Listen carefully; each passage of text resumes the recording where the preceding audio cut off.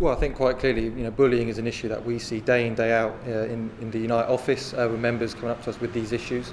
It's very important we have this awareness in Gibraltar because it is a widespread issue. We see both it happening in the private sector and the public sector, and it's important that people don't feel isolated in their workplaces and that they feel they can actually deal with the issues and make sure that they get the help and support they need. And it's important that the community has the awareness of this issue because it could happen to anyone at any time.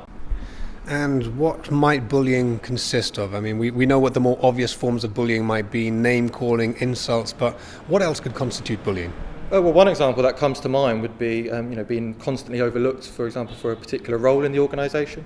Bullying can take many different forms. Sometimes it can even be not necessarily being shouted at or being called names, but actually perhaps even being constantly ignored or undermined in terms of your role within the organisation that you may be in.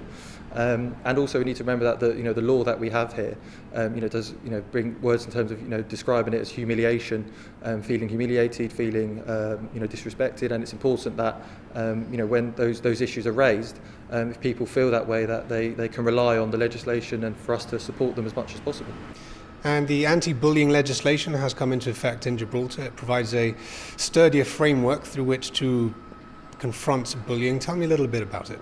Well, we have had successes at the Industrial Tribunal with this new legislation, and our organisation played a very important, I would say even a vital role in making sure that it actually got onto the statute books, and we'll continue to build on those successes and make sure any cases coming forward or even any appeals, we feel that we can stand our ground and make sure people don't feel pushed around in the workplace, and we'll do everything we can to support our members.